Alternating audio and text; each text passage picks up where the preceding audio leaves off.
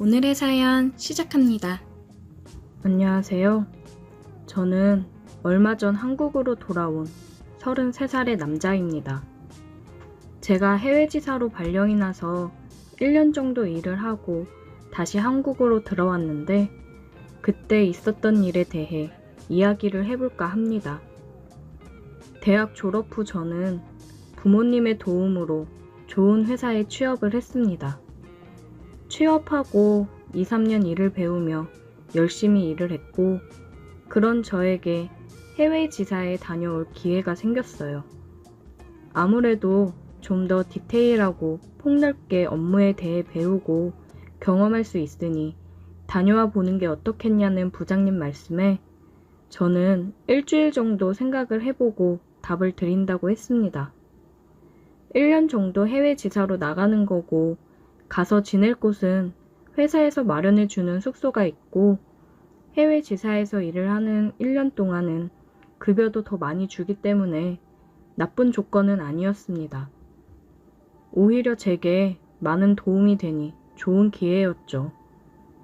하지만 바로 가겠다고 얘기를 하지 못한 건 결혼을 약속한 2년 정도 만난 여자친구가 있기 때문에 망설여지더라고요. 1년이라는 시간 동안 떨어져 있을 생각을 하니 우리 둘 다 그 시간을 견뎌낼 수 있을까 싶었습니다. 물론 사랑하는 마음으로 버틸 수 있겠지만 몸이 멀어지면 마음도 멀어진다잖아요. 그래서 걱정이 되더라고요. 저는 부장님께 얘기를 듣고 저녁에 여자친구를 만나서 얘기를 했습니다. 자기야, 오늘 부장님이 좋은 제안을 해주셨는데 자기랑 상의를 해봐야 될 것 같아서. 좋은 제안? 어떤 건데? 1년 정도 해외 지사 가서 일 배우고 들어오면 어떻겠냐고 하시더라고. 다녀오면 승진도 확실히 될 것 같고 나한테는 좋은 기회인데 1년 동안 자기랑 떨어져 있어야 되니까 자기랑 상의를 해봐야 될 것 같아서. 아, 해외로 1년 동안? 그게 자기한테는 나가는 게 좋은 거지? 어디로 가는데? 아무래도 좋은 기회이긴 하지. 다녀오면 승진도 보장되니까. 미국 지사로 갈 것 같아. 미국? 너무 멀긴 하다. 그치? 그냥 못 간다고 할까? 아니야, 다녀와. 오빠한테 좋은 기회인데 안 가면 안 되지. 나 기다릴 수 있어. 그리고 요즘은 영상통화도 잘 할 수 있잖아. 맨날 통화하면 되지. 이해해줘서 고마워. 나 갔다가 오면 우리 결혼하자. 1년만 고생해줘. 나는 걱정 말고 조심히 다녀와. 음식 입에 안 맞는다고 안 챙겨 먹지 말고. 알겠지? 언제 나가는 거야, 그럼? 내일 부장님한테 얘기 드리고 일정 다시 확인해 봐야 해. 아마 한 달 이내로 나가게 되지 않을까 싶어. 금방이겠네. 그때 동안 우리 데이트 엄청 해야겠다. 저는 떠나기 전까지 여자친구랑 많은 시간을 보냈고 여자친구의 배웅을 받으며 출국을 했습니다.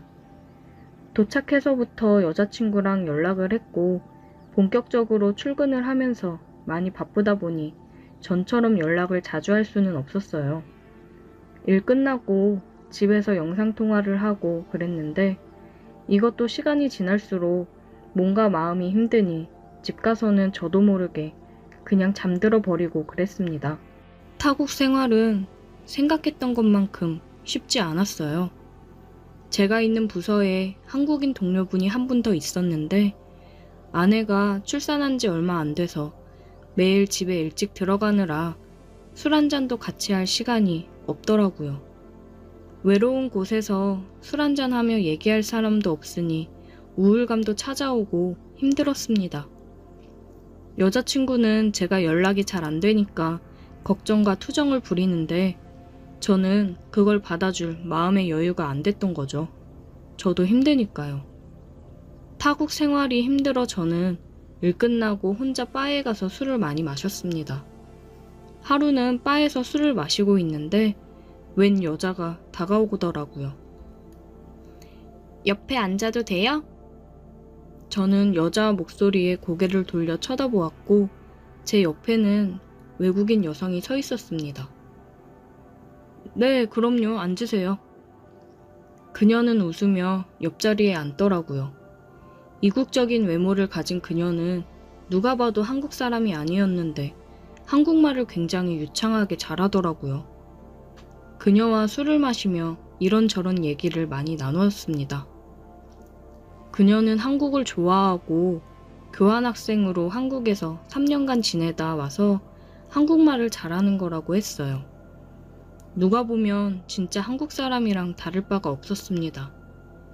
외로운 타국에서 맘 편히 웃으며 얘기를 할 사람을 만난 게 좋아 들떴는지 시간이 가는 줄 모르고 수다를 떨었어요.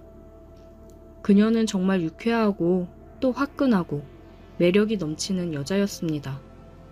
자기 감정 표현에 있어서도 굉장히 솔직하고 꾸밈이 없었어요.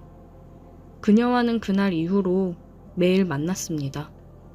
같이 밥도 먹고 술도 마시고 빠른 속도로 친해졌어요. 그녀는 요 며칠 바에서 혼자 술 먹는 저를 보고 생긴 게 너무 자기 취향이라 꼬시고 싶어서 기회를 보고 있었다고 하더라고요. 그러면서 여자친구가 있는지 물어봤는데 저는 여자친구가 있는데 지금 한국에 있다고 했습니다. 그러니 그녀는 그러더라고요. 지금 여기 없으면 괜찮다고. 나는 현수랑 오늘 밤에 같이 있고 싶은데 어때? 셸리야, 우리 집으로 갈래? 그녀의 말에 저는 무조건 오케이였습니다. 외롭고 힘들었던 타국 생활에서 제가 유일하게 맘 편히 재미있게 있을 수 있는 게 그녀의 옆에 있을 때니까요. 우린 만난 지 일주일 만에 뜨겁게 불타올랐습니다. 여자친구는 생각도 안 났어요. 외국인 여자는 처음이었는데 확실히 틀리더라고요. 너무 좋았습니다. 새하얀 피부에 콜라병 몸매, 그녀와 잘 어울리는 금발머리까지 모든 게 완벽했어요. 그녀와 저는 밤새 뜨겁게 사랑을 나눴습니다. 그 이후로 그녀와 함께 지내게 되었어요. 가끔씩 그녀는 제가 여자친구와 영상통화를 하고 있으면 저를 괴롭히며 난처하게 만들곤 했습니다. 귀여운 질투였죠. 영상통화로 여자친구한테 사랑한다고 얘기를 하고 난 후면 저는 그녀의 기분을 풀어주기 위해 어느 때보다 밤에 열심히 그녀의 기분을 풀어주고는 했습니다. 어느 날은 여자친구가 여름 휴가 일주일 정도 쓰고 미국으로 놀러 온다고 하더라고요. 저는 놀라서 어차피 와도 바빠서 못 본다고 조금 있으면 한국 들어가니까 그때 실컷 보면 되지라고 말하고 여자친구를 못 오게 했어요. 여자친구는 그냥 얼굴 보고 같이 있기만 해도 좋으니까 가려고 하는 건데 못 오게 하니까 서운해 하더라고요.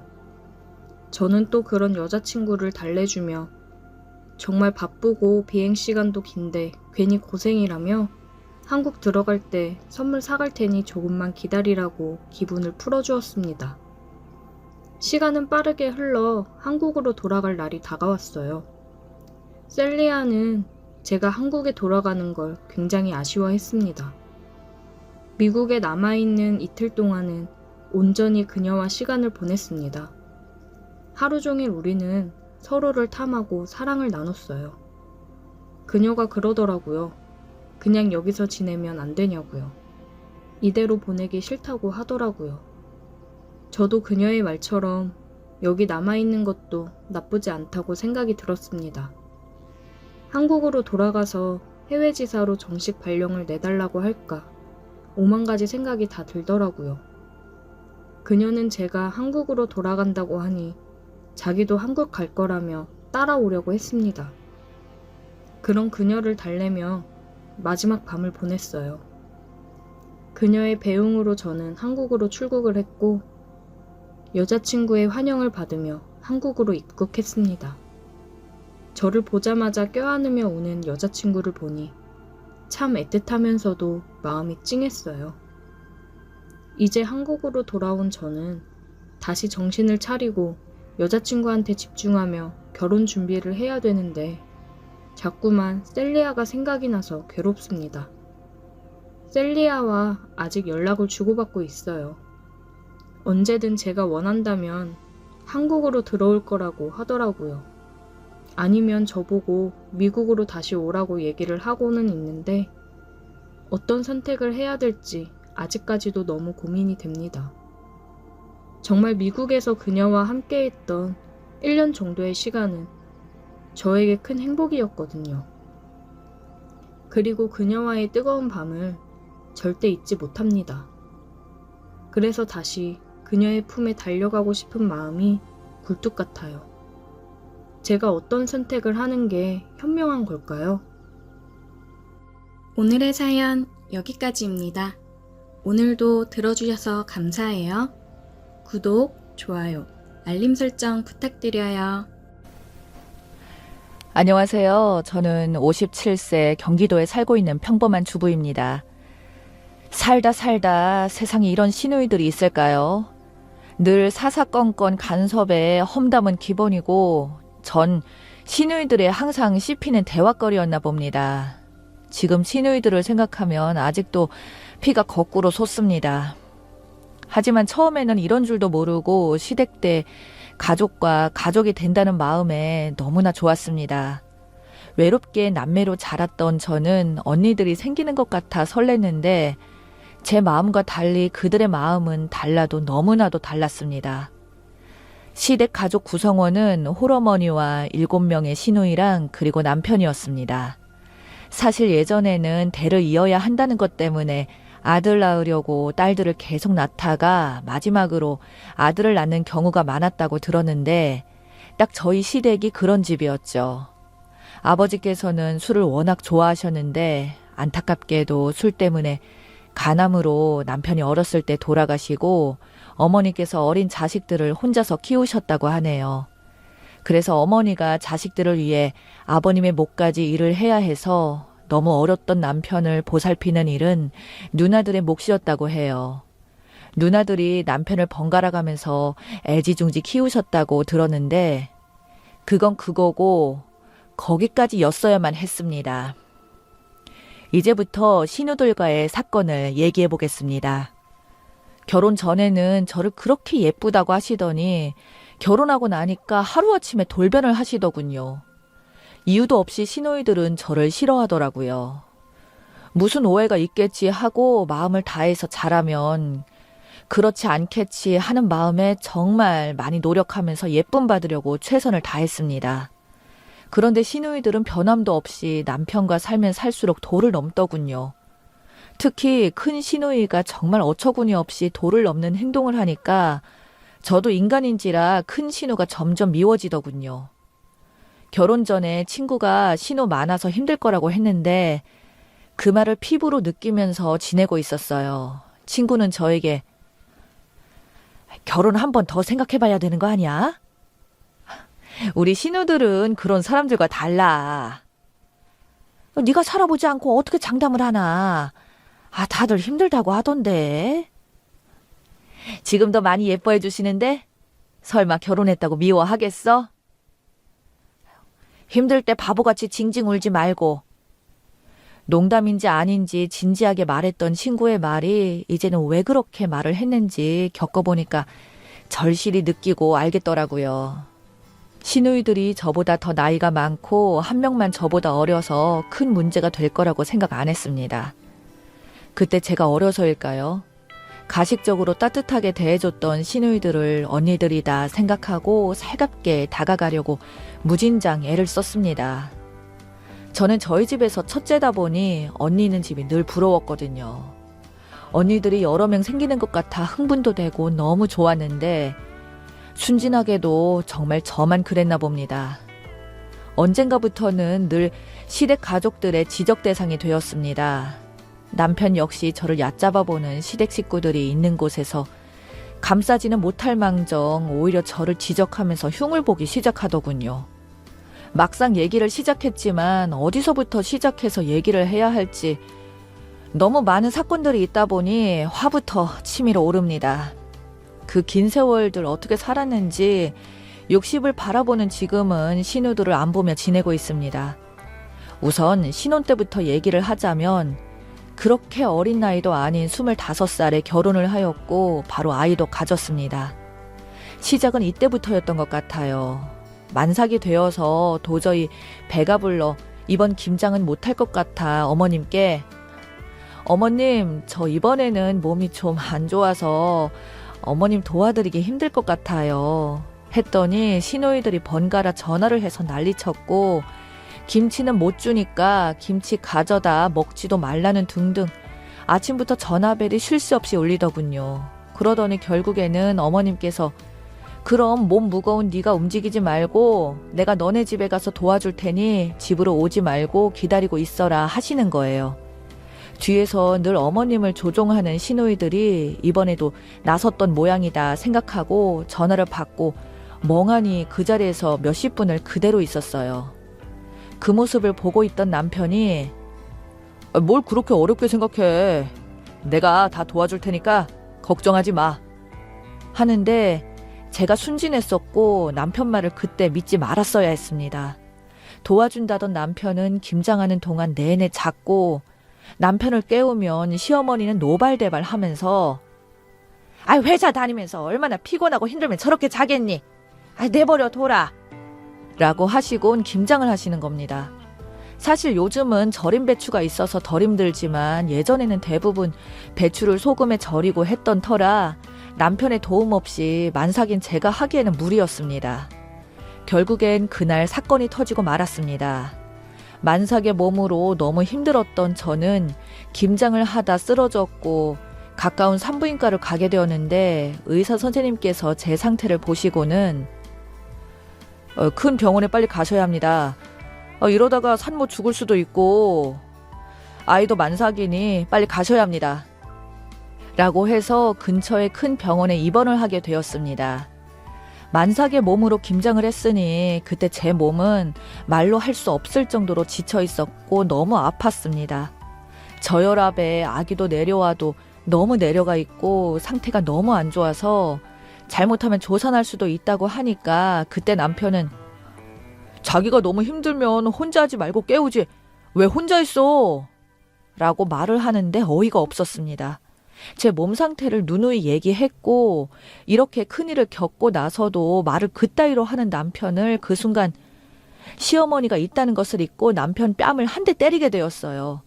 제가 때렸는데도 남편은 멍하니 있고 그 순간 시어머니가 소리를 질러서 아차 싶었습니다. 시어머니는 노발대발 하시며 하시는 말이 너 그렇게 안 봤는데 시어머니 앞에서 이게 무슨 경고 없는 행동이야. 정말 유난을 떠는구나. 우리 옛날에 배불러서도 김장을 했고 아무렇지도 않았는데 진짜 임신이라는 게 뭔지 하시면서 꾸짖는데 정말 눈물만 계속 나더군요. 그런데 이것은 일도 아니었어요. 이제부터 막장 드라마 같은 일이 벌어졌습니다. 시누이들이 우르르 병실에 들어서더니 동생이 저에게 맞았다는 얘기를 듣자마자 한다는 말이 네가 뭔데 감히 내 동생한테 욕을 하고 때려. 어린아이 아빠 없이 자란 것도 화가 나는데 네가 손을 올려? 병실에서 난리가 벌어졌습니다. 안 그래도 몸 상태가 안 좋은데 이런 말을 듣고 스트레스를 받아서인지 몸 상태가 더 안 좋아져서 제왕절개 수술을 하게 되었습니다. 다행히 바로 응급처치가 이루어져서 아이는 건강하게 태어나고 저 또한 괜찮았습니다. 시누이들은 놀랐는지 제 앞에 보이지 않더군요. 다행히 무사히 태어나고 친정에서 조리를 하게 되었습니다. 이런 큰일을 겪고 나니까 이간질하는 시어머니를 가만히 두고만 보고 있을 수가 없겠더라고요. 시어머니는 무슨 일이 있으면 더 부풀려서 시누이들에게 다 고자질을 하는 분이세요. 그러다 보니 시누이들이 돌아가면서 전화를 하는 겁니다. 한 번도 아니고 자꾸 반복되는 것은 제가 바꾸어야 할 것 같아서 독하게 맘먹고 시어머니보다 더 시어머니 같은 큰 시누이에게 말했어요. 그동안 있었던 오해와 사건들을 기죽지 않고 다 얘기했더니 그래? 그랬었어? 난 엄마 말만 듣고 그런 줄 알았네. 하시는 거예요. 저는 모든 것이 잘 마무리되고 좋아지는 줄 알았습니다. 큰 시누이를 믿은 제가 바보였습니다. 큰 시누이는 병원 사건 이후로 더 사사건건 참견하는 것 때문에 스트레스가 장난이 아니었죠. 저희가 이사를 해서 가구를 다 새 걸로 샀는데 그것도 오셔서 트집을 잡으시는 겁니다. 한다는 말이 왜 멀쩡한 가구를 두고 새로 샀어? 돈이 그렇게 많아? 라고 하더군요. 이게 집들이 와서 할 말입니까? 병원 사건도 있고 해서 껄끄러워서 저는 큰 시누이를 자주 보고 싶지 않은데 시도 때도 없이 저희 집에 오는 거예요. 아들 장가 보낸 엄마처럼 안 보면 보고 싶어서 안 된다나 뭐라나. 더 황당하고 어처구니 없는 건 남동생이 보고 싶어서 이사를 할 정도면 말 다 한 거 아닌가 싶네요. 시누이와 그전에도 너무 가까운 것 같아 멀리 가고 싶어서 말도 안 하고 이사를 했습니다. 그런데 한 달이 지나 시누이가 이사를 근처도 아닌 같은 아파트로 이사를 온 겁니다. 그때부터 시누이의 시집살이가 시작되었어요. 시누이는 시도 때도 없이 급한 일이 있다면서 올케, 내가 오늘 모임이 있어서 애아빠랑 애들 보낼게. 이렇게 전화가 오는 겁니다. 저도 애 챙기랴 제 일도 제대로 못하고 사는데 시누이 가족까지 챙기다 보니까 신랑과 싸움이 더 잦아졌어요. 남편한테 누나 보고 이래라 저래라 하지 말라고 돌려서 말해주면 안 되겠냐고 하니 남편은 네가 좋은 올케 해주면 안 되겠어? 내가 어릴 때 누나가 얼마나 아끼고 사랑해주면서 자신을 희생하면서 살았는데 에이, 상처 주는 말 못해. 내가 어떻게 하냐? 하는데 어처구니가 없더군요. 그래서 신랑에게 그럼 누나 가정 챙기는 거 자기가 하던가. 왜 자꾸 내가 챙기게 하고 자기네 나가는데 너무한 거 아니야? 결국 그날도 시누이의 일로 둘이서 싸우고 살림을 부수고 난리가 났어요. 늘 우리만 힘들었던 것 같아요. 예전 일도 있고 해서 시어머니랑 거리감 생긴 것 때문에 잘 지내보려고 했는데 시누이는 제가 큰 잘못을 해서 이러고 사는 줄 알고 있는 것 같았어요. 이렇게 살다가는 가정도 깨지고 애도 힘들 것 같아서 용기 내어 시누이를 집으로 불렀습니다. 그리고 얘기를 했죠. 형님, 죄송한 말이지만 저는 충분히 할 만큼 했다고 봐요. 더 이상 못하겠어요. 제가 형님 몸종도 아닌데 이래라 저래라 하는 걸 왜 우리가 따라야 하는지 모르겠어요. 정말 이렇게 못 살겠습니다. 우리가 이사를 가던지 형님께서 이사를 가세요. 그러자마자 얼굴이 벌겋게 변하면서 시누이가 일어나더니 이게 보자 하니까 이제 이위아래도 없이 못하는 말이 없네? 이렇게 말하면서 제 머리채를 움켜잡고 흔들었습니다. 처음에는 화가 난 시누이를 진정시키려고 형님 왜 그러세요? 그만하세요. 라고 말해도 손을 놓지 않고 휘어잡고 흔들더군요. 이러다 죽겠다 싶어 살려고 저도 형님 머리채를 똑같이 비틀어서 움켜잡았습니다. 저는 힘껏 머리채를 더 흔들었네요. 진짜 시누이는 힘없이 흐느적거리며 비명을 지르더라고요. 그런데 그 순간 별이 반짝했습니다. 신랑이 저를 친 겁니다. 제정신이야? 사람이야? 어디서 그래? 라고 말하더라고요. 그 순간 잡고 있던 머리 끄덩이를 바닥에 밀쳐서 던져버렸습니다. 신랑이란 인간이 무조건 신우 편만 들고 자초지종을 묻지 않고 제게 손찌검을 한 걸 생각하니 분해서 그때 저도 남편에게 쏘아붙였습니다. 그때 또 때리려고 하길래 급하게 부엌으로 달려갔어요. 밸브를 열고 부엌에서 사용하는 라이터와 가위를 들었습니다. 그리고는 곧바로 저는 크게 소리를 쳤어요. 야, 도대체 나한테 왜 그러는 거야? 그래, 다 죽어. 다들 놀랐는지 모든 상황이 정지가 되었습니다. 이 모든 것을 멈출 수 있었던 건 저희 아이가 방에서 나오자마자 모든 것이 정리가 되었습니다. 그 순간 저는 이성을 되찾고 정신이 번쩍 들더군요. 저도 왜 그렇게까지 했는지 제 자신이 너무 놀랐습니다. 다들 내 눈치만 보다가 시누이가 더 건드렸다가는 진짜 큰일 날 수 있겠다 생각했는지 도망치듯이 저희 집에서 나가서 공동가스 밸브를 잠그면서 저는 그때 이혼을 해야겠다고 생각했어요. 그래서 신랑에게 분하고 원통해서 소리치며 말했어요. 당신 아내는 안중에도 없고 시누이만 생각하는 사람이야? 어리석다. 이혼이야. 하면서 소리를 질렀어요. 신랑도 놀랬는지 그때 눈물을 흘리면서 내가 생각이 짧았다고 하면서 다시는 이런 일 없을 거라고 미안하다고 하더라고요. 남편이 이렇게 빌고 저도 엄마인지라 방에서 나온 아이를 생각하니 이혼을 다시 생각하게 되었습니다. 그러면서 남편에게 조건을 붙였습니다. 2번 다시 나에게 손찌검을 하거나 시누이 편만 들면 뒤도 돌아보지 않고 바로 이혼할 거라고 했습니다. 이후에 여러 가지 사건들이 있었는데 이 이야기까지 말하면 너무 길어질 것 같네요. 아무튼 남편에게 얘기를 들었는데 저에게 몹쓸 짓을 했던 시누이가 이사를 갔다는 겁니다. 안 좋은 사건이 있었지만 어찌나 속이 시원하던지 체기가 내려가는 기분이었어요. 그 이후로 저를 무시하던 못된 시누이들을 안 보고 삽니다. 가족 행사가 있어도 저는 안 가고 남편만 참가하다 보니까 등 돌리고 산 지 벌써 20년이 조금 넘어가네요. 지금도 시누이들은 제 얘기로 하루를 시작하지 않을까 싶네요. 자기들한테 잘해도 그렇게 욕하며 살았는데 지금은 안 봐도 뻔하지 않을까 싶어요. 그러든가 말든가 안 보고 사니까 세상 편하고 너무 행복했던 것 같습니다. 형님과 저희의 큰 사건 이후 시어머니는 얼마 되지 않아 갑자기 돌아가셨어요. 그것 또한 제 탓이라고 말하고 다닌다는데 시누이들 정말 답이 없네요.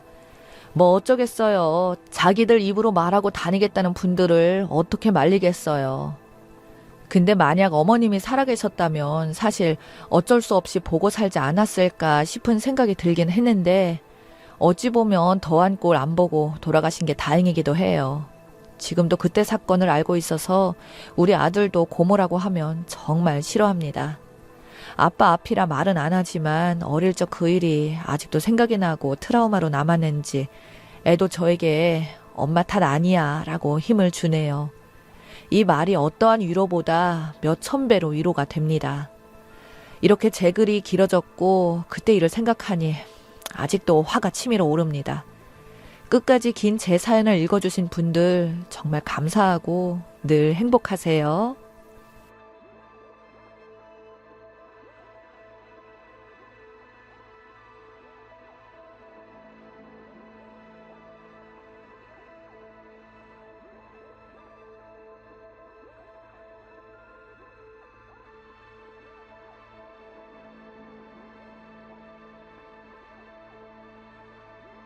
(30대) 여성입니다. 본인이 좋아하는 일을 하는 것만큼 행복한 일은 없다라는 말이 있죠. 그게 딱 제 이야기입니다. 저는 어린 시절 유난히도 반짝이는 액세서리를 좋아하던 소녀였어요. 제가 비즈공예사라는 직업을 가지게 된 건 어찌 보면 당연한 일이었어요. 외국에서는 이미 비즈공예사들이 대접받는 직종이 되었지만 아직 우리나라는 시장이 크지 않아 많은 돈을 벌지 못했어요. 제가 좋아하는 일을 하면서 언젠가 우리나라 최고의 비즈공예사가 되겠다는 꿈을 품고 있었어요. 인프라가 갖춰져 있지 않은 직종을 선택한 사람들은 늘 새로운 길을 개척해 나가야 하거든요.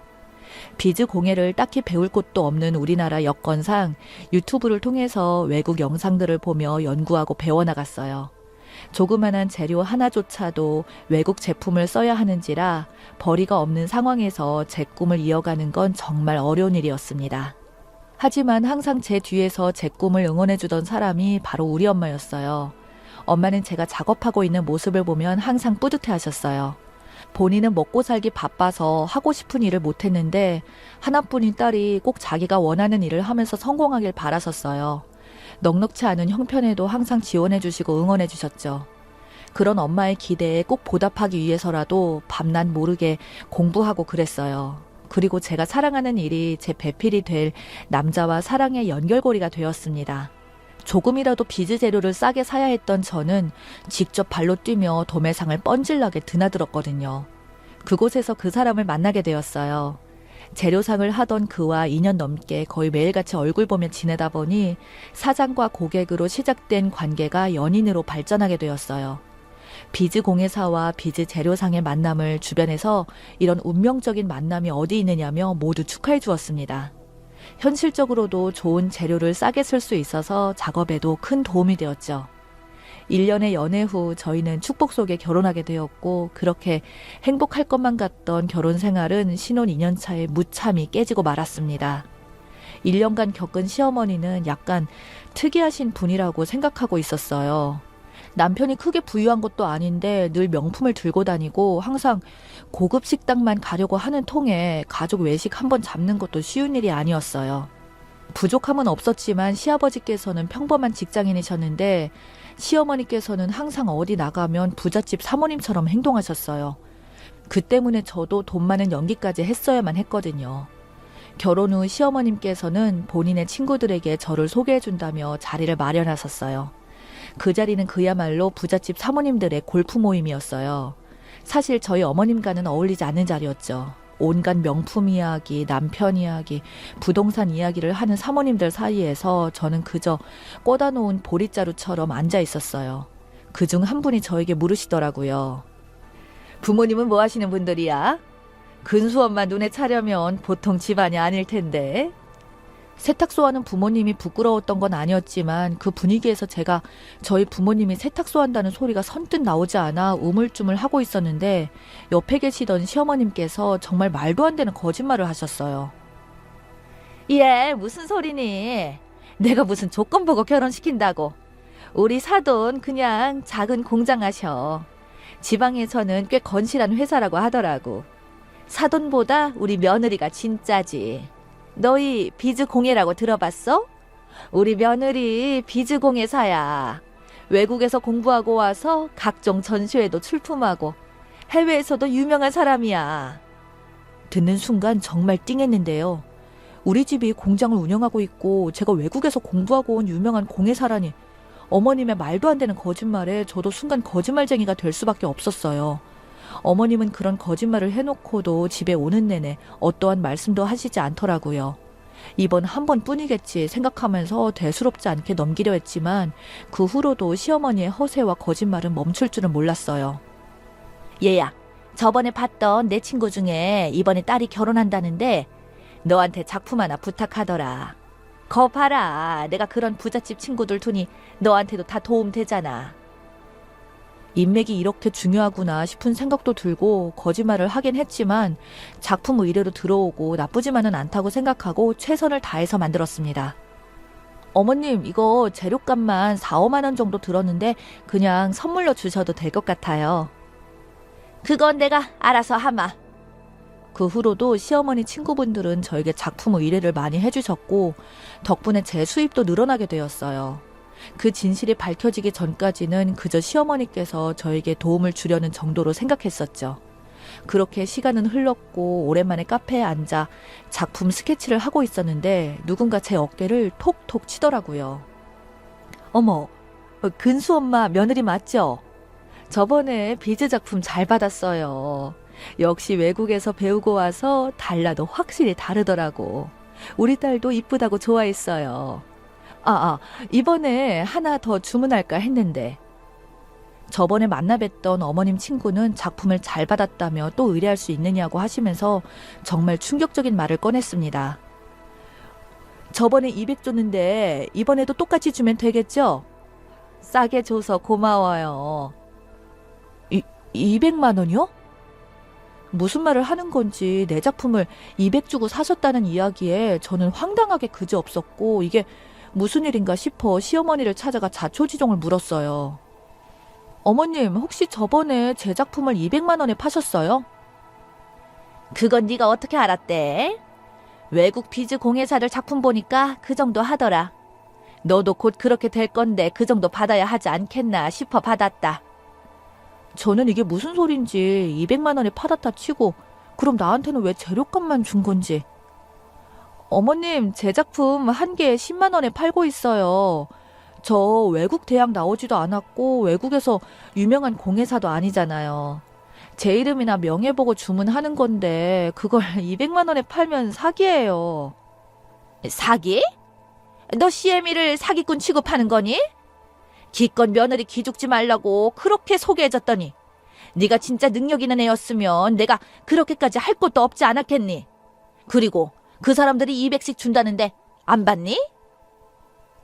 어머님, 저는 제 일에 자부심 가지고 있어요. 제가 정말 좋아서 하는 일이고요. 이렇게 하는 건 정말 아니에요. 앞으로는 그러지 마세요. 꼴랑 이거 만들면서 자부심? 지나가던 개가 웃겠다. 이 정도 했는데 월 200밖에 못 벌면 그건 재능이 없는 거야. 너 따위가 무슨 공예를 한다고. 그것도 재능 있는 애들이 하는 거지.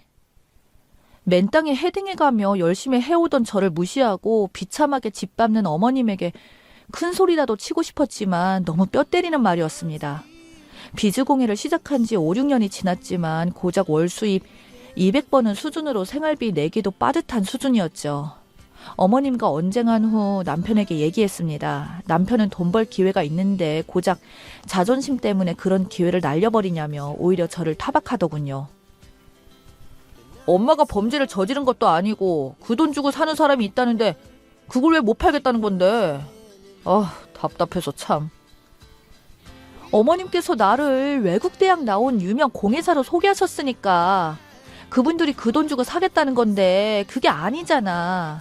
이렇게 파는 건 사기야, 사기. 난 그런 식으로 내 작품 팔고 싶지 않아. 원효대사 해골물도 아니고 고작 10만 원 남짓한 제 작품이 외국에서 공부한 유명 공예사라는 닉네임이 붙자 수백만 원 주고도 사겠다는 사람이 줄을 선다니 지금까지 내가 뭐 했나 싶기도 하고 어처구니가 없는 일이었죠. 시어머니의 거짓말들로 생기게 된 갈등은 결국 남편과 이혼까지 이르게 되었어요. 그 일 이후에도 시어머니의 부잣집 사모님 행세는 계속되었고 그때마다 저는 해외 유학파 며느리가 되어드려야 했습니다. 평생 이렇게 살 수는 없는 노릇이었죠. 저는 어머님께 조심스럽게 말씀드렸어요. 어머님, 이렇게 계속 누군가에게 거짓말하면서 살 수는 없는 거잖아요. 이렇게 거짓말 하다 보면 계속 거짓말 하게 되고 그렇잖아요.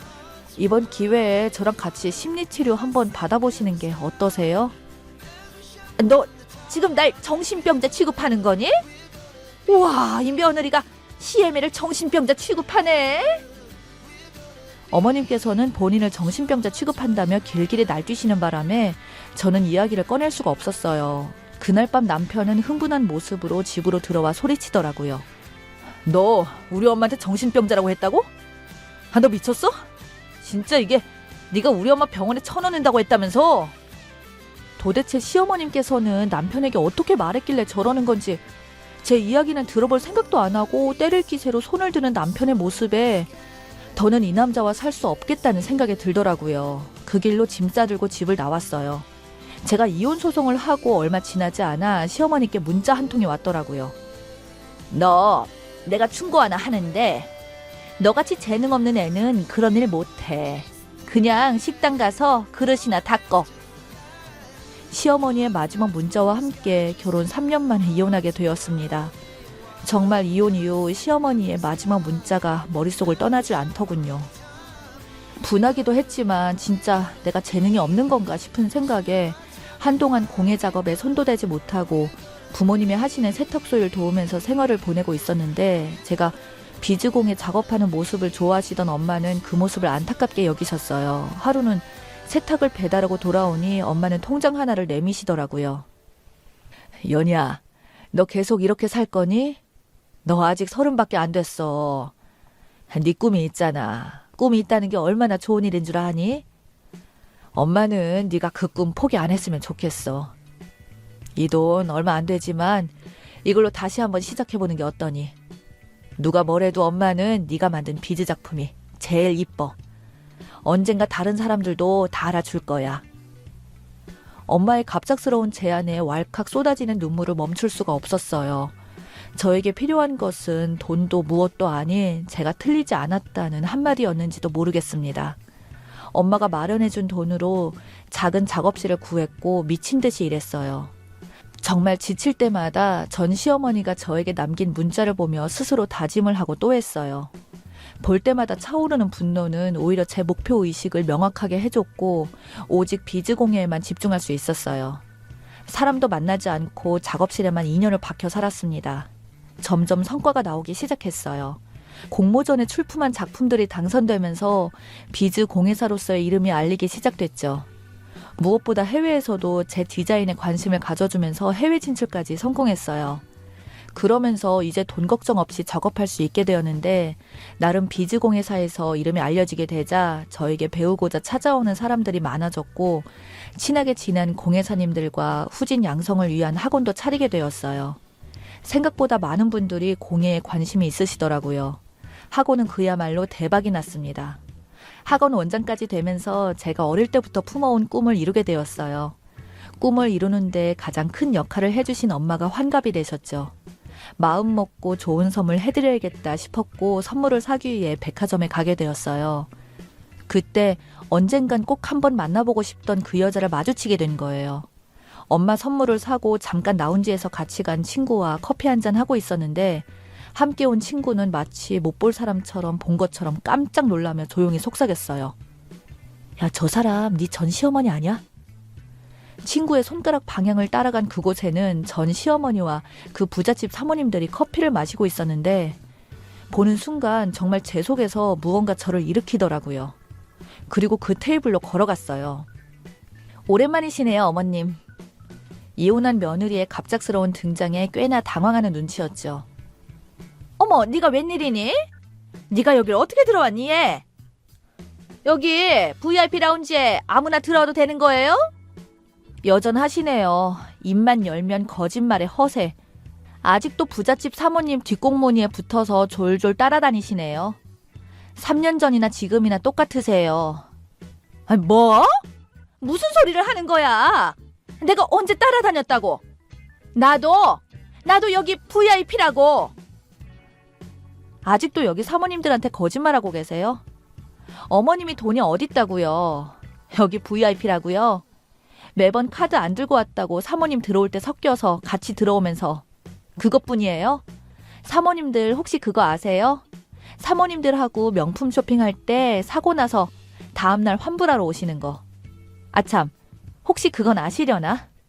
저 외국 대학 출신도 아니고 해외에서 유명한 공예사도 아니었는데 사모님들 만날 때마다 작은 거짓말 때문에 연기한다고 고생했네요.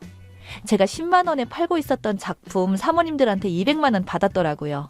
그 덕에 제가 저 집안 구석에 나와서 진짜 200만 원 받는 공예사가 되었지만요. 순간 그곳의 공기는 얼음장처럼 차가워졌고 그 여자는 거의 울 것 같은 표정으로 앉아 있었어요. 어머님의 마지막 문자 덕분에 제가 진짜 어머님 거짓말이 현실이 되었어요. 항상 고맙게 생각할게요. 그리고 허언증 그거 정신병이에요. 빨리 병원 가서 치료 받으세요. 친구와 라운지를 나오는데 사모님들한테 울면서 변명하고 있는 꼴을 보고 있자니 그렇게 통쾌할 수가 없었어요. 오늘에서야 제가 3년 동안 그 문자를 지울 수 없었던 이유를 알 것만 같았습니다. 라운지를 나서면서 그 문자 깔끔하게 지우고 나니 모든 게 마무리되는 느낌이었어요. 열심히 살다 보면 사람 일 어떻게 될지 모르는 게 인생 같습니다. 누군가 자신을 능력도 없이 못난 사람이라고 손가락질 하더라도 기죽지 마세요. 저도 저보다 더 능력 있는 후진 양성을 위해 그리고 제 꿈을 위해 더 열심히 살아가겠습니다. 제 사연 들어주셔서 감사합니다.